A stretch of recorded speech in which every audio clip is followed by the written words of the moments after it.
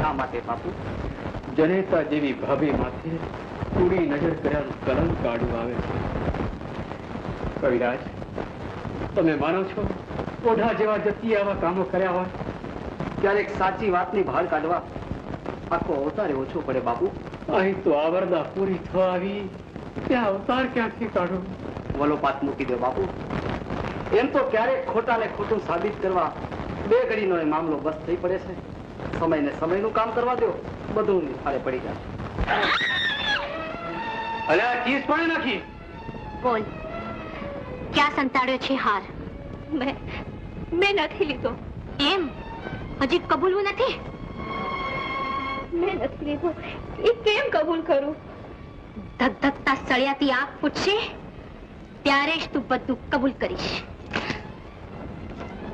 હું નિર્દોષ છું. હું નિર્દોષ છું. હું નિર્દોષ છું. મેં ચોરી નથી કરી. મારી આંખો ફોડો માં, મારી આંખો ફોડો માં.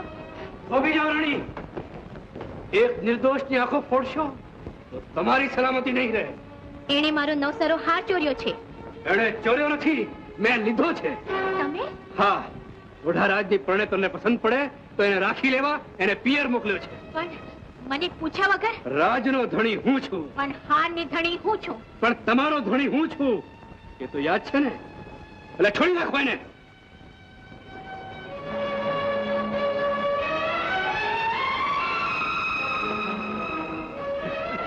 દાસી, તારી બેહાલ દશા માટે મીણાવતી બદલ હું માફી માંગુ છું. બાપુ, મારો જાતો જીવ મૂંઝાય છે એટલે છાણું રાખેલ પાપ છતું કરું છું. ઓઢા બાપુ નિર્દોષ હતા. એટલે એને નજરે જોનાર હું એક આજે મરતી વખતે કબૂલ કરું છું. એટલે ઓઢા એની ભાભી પર કોઈ દૃષ્ટિ નહોતી કરી? ના, ઉલટાની બાએ એની પાસે પ્રેમની માંગણી કરી ત્યારે ઓઢા બાપુ એમને માં કહ્યા હતા. મીણાવતી, એમાં અત્યારે શું કામ નાતા પીડા થાવ છો? આવડી ઉંમરે પરણ્યા ત્યારે વિચાર કરવો તો ને. મીણા, આજે તારું મસ્તક ધડથી જુદું કરીશ. ભલે મને સ્ત્રી હત્યાનું પાપ લાગે. ધણીને પાપ લગાડે એ પરણેતર નહીં. તમને જે કરવાના છો તે હું કરી છું. પણ મરતા મરતા એ કહેતી જઉં છું કે 7 અવતાર આવા જ ભોગવવા પડે તોય ઓઢાને વશ કર્યા વગર નહીં રહું.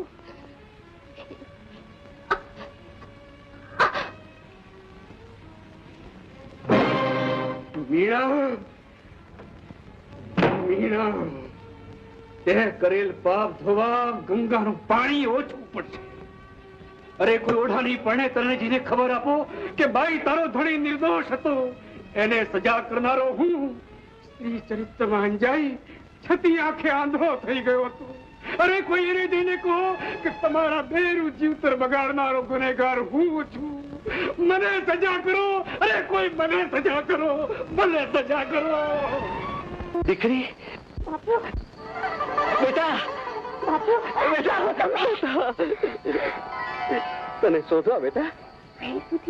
આ તો ઓરું છે. દીકરી તો બાપના કાળજાનો કટકો.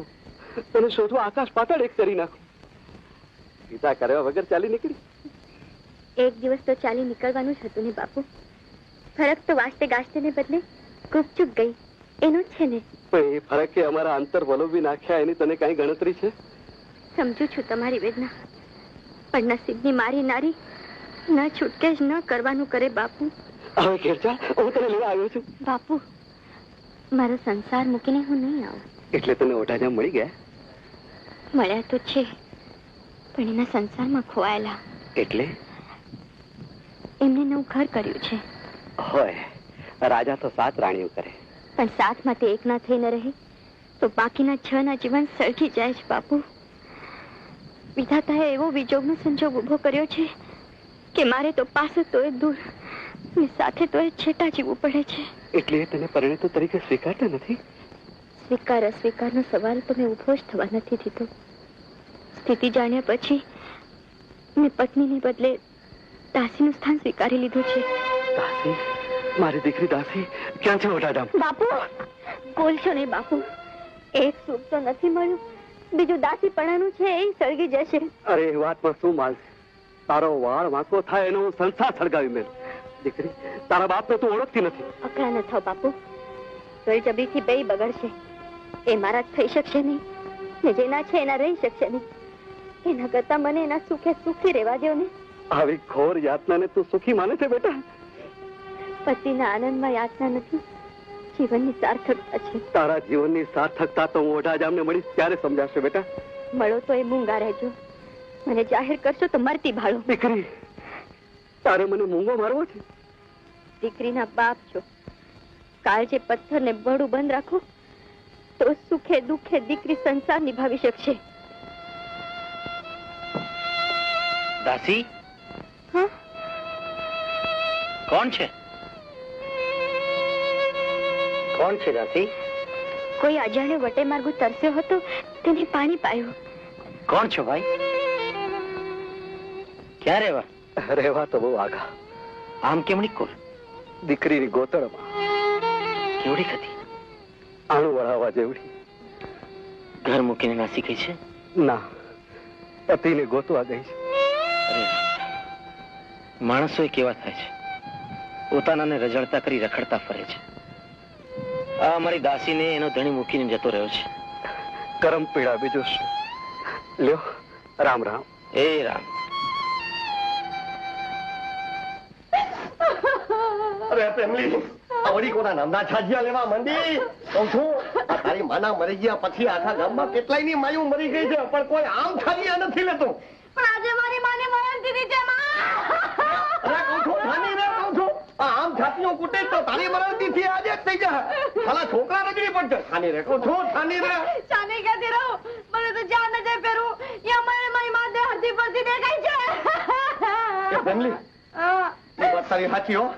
મને ક્યારેક ક્યારેક અમથી હવામાંથી ભજનની વાત આવવા માંડે છે. એ ભમલા, મને અહીંથી ક્યાંક લઈ જા ને. હા, લઈ જાઉં. દીકરા લીધે હું મરી જઈશ.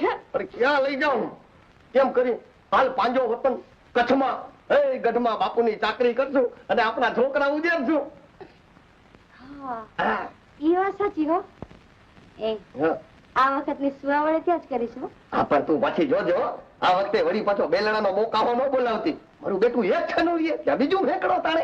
એમાં હું શું કરું? હા, એ કઈ મારા હાથની વાત છે? ઈ તો હું સમજુ છું, ભગવાનની માયા છે, પણ આ વખતે જો ભગવાનની માયા બેવડાઈ ગઈ તો પછી માફો નહીં રહે. તું કે માણિયો મારો દીકરો એ મોટા જ થતો નથી, કચ્છમાં થાય છે. પછી તો તારા બાપુ ને મારી દોસ્તી થઈ ને અમે સાથે બામણીયા બાદશાહને સાંઢો લૂંટવા ચાલ્યા. મેં તારા બાપુ જેવો જ વેશ કર્યો હતો. મારા બાપુને એક મૂછ છે. મને પણ મૂછ હતી. અરે પછી તો તારા બાપુ ને એના માણસોથી તો સાંઢું વાળા બહાર નીકળે જ નહીં. આમ પકડવા જાય તો તેમ ભાગે ને તેમ પકડવા જાય તો આમ ભાગે. બધાય ભોટા પડ્યા. પછી જે અરે પછી તો મેં એક યુક્તિ કરી.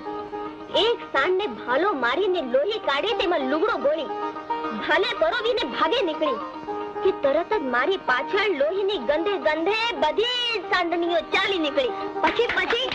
પછી તો બામણીયા બાદશાહનો લશ્કર અમારી પાછળ પડ્યો. બધાની સામે તીર ને તલવારથી હું ને તારા બાપુ લડ્યા. અરે કોઈને આમ માર્યા, કોઈને તેમ માર્યા, કોઈને આમ પાડ્યા, કોઈને તેમ પછાડ્યા. માર ખાઈને બાદશાહનું લશ્કર પડતું આખડતું ઊભી પૂછડે નાટ્યો. જંગલે જંગલ, પહાડે પહાડ ફર્યા, પણ હાંડીના ચોર ઓઢાજામનો ક્યાંય પત્તો લાગતો નથી. તો હવે હાલો ને મલક. ના, મારાથી ના અવાય. ઓઢાને જીવતો ઝાલ્યા વગર બાદશાહે મને મોઢું બતાવવાની ના પાડી છે. ગમે તેમ કરીને ઓઢાને હું જીવતો પકડીશ. આટલો વખત ગોતણ કરી તોય ઓઢારો ક્યાંય પત્તો લાગતો નથી. હવે તો કાયાનું કવચ જવાબ દઈ રહ્યું છે. હે પ્રભુ, મોત આવે એ પેલા મારા ભાઈ ઓઢાનું ભેટો કરાવ. એક વાર એને માફી અપાવી દે. એક વાર માફી અપાવી દે. ભાઈઓ ઉભા થા. ભાઈઓ, એવા ખુશીના સમાચાર મળ્યા છે કે આપના બાદશાહની હાંડીનો ચોર ઓઢો જામ પહાડીની પડખેની ગુફામાં લહેર કરે છે. હાલો ઝટ છુપા વિશે ખાતરી કરી લઈએ અને તૂટી પડીએ. જો ઓઢો જામ જીવતો ઝડપાઈ જાય તો વર્ષોથી વિખૂટા પડેલા આપણા બૈરી છોકરાના આપણને મોઢા જોવા મળે. હાલો ઝટ. પાણી પાણી પાણી પાણી પાણી પાણી પાણી પાણી પાણી પાણી.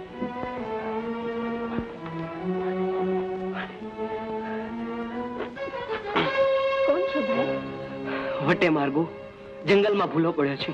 ક્યાં જવું છે તમારે? મારા પતિ તમને મૂકી જશે. તમારા પતિ કોણ? ઓઢારાજ બાળકોને લઈ બહાર ગયા છે, હમણાં આવશે. અંદર આવો, વિસામો ખાઓ. ઓઢારાજ બામણીયા બાદશાહની હાંડીઓ લઈ ગયા હતા તે? હા, પણ તમે ક્યાંથી જાણી?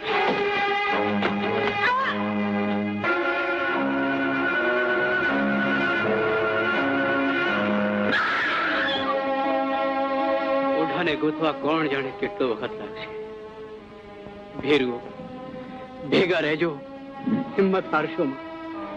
તમારો સથવારો જરૂર મને ભાઈ સુધી પહોંચાડશે.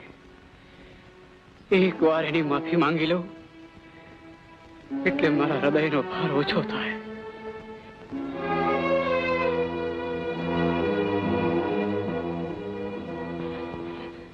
તમે બંને ગુપચુપ અંદર જાઓ, ધીમેથી, અવાજ ન થાય તેમ. પછી તમારી મા પાસે જઈ જોરથી અવાજ કરી અને બીવડાવજો. પછી મારા માટે પૂછે ને તો કહેજો કે બાપુ તમને એકલા જંગલમાં મૂકી ક્યાંક જતા રહે છે. એ ક્યારેક મારી મશ્કરી કરે છે ને, તો આજે મારે એની મશ્કરી કરીને જોવું છે કે મારા વગરે કેવી થઈ જાય છે. પાછળ મસી આવે તે કહી દેશે તો? એને હું સમજાવી દઈશ. તમે બંને ચૂપચાપ જાઓ હો, બરાબર, ગુપચુપ, અવાજ ન થાય તેમ. ઓઢા જામે જેને આટલા વર્ષો સુધી અમારા બૈરી છોકરાને રીબાવ્યા છે, આજ એની જ નજર સામે હું એના બૈરી છોકરાને રીબાતા કરી દેખાડીશ.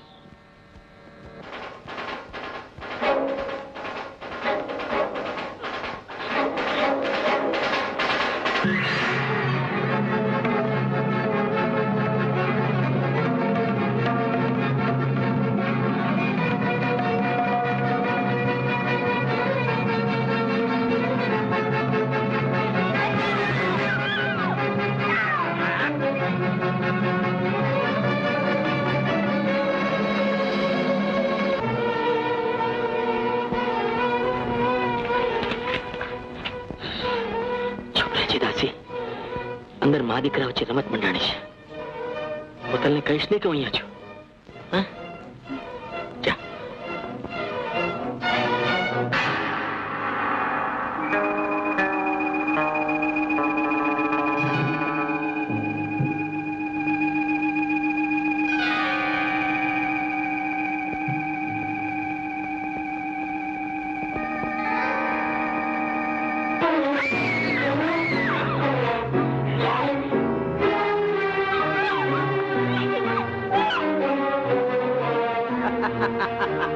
જેના પર તારા મા બાપની વાલ ભરી કેટલીય બચ્ચીઓ થઈ હશે, એવી તારી કુણી કુણી ગરદન આજ તારા મા બાપની નજર સામે જ કાપતા મને મોજ આવશે.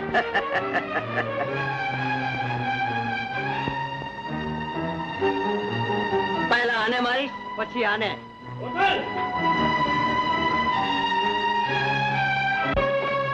ઉથલ! ઉથલ!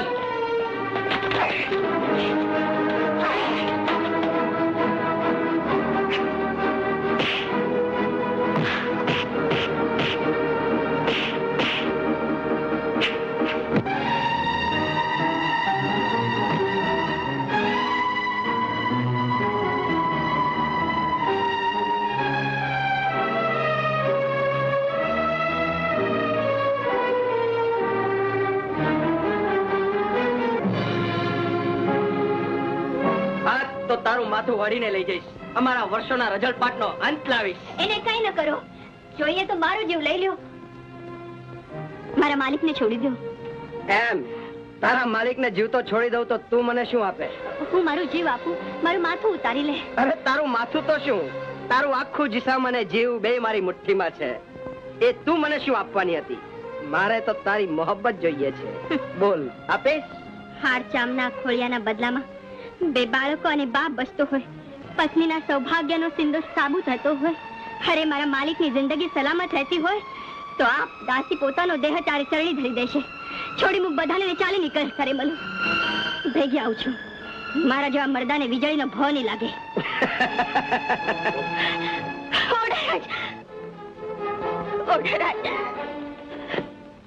તારે તારા પતિને જીવતો રાખવો છે, એને છોડવો છે, એના દોરડે બંધાયેલ દેહને મોતમાંથી ઉગારવો છે? તો એક શરતે બોલ, તું એ કરી શકીશ? મારા પતિનો પ્રાણ બચાવવા તારી બધી શરતો મને મંજૂર છે. મને રોકશો મહારાજ. પતિની ખાતર પ્રાણાર્પણ કરનાર નારી જ આ લોકમાં નારાયણી થઈ પૂજાય છે, અને આ સરદારની શરત મારા પ્રાણ લેવા સિવાય બીજું શું કરી શકે એમ છે? સરદાર, બોલ તારી શરત. મારી શરત એટલી જ કે તારા પતિને દોરડા કાપીને નહીં, પણ નાચતા નાચતા બંધનો બાળીને મુક્ત કરવો પડશે. બોલ, છે મંજૂર? મશાલ લાવ. લે આ મશાલ.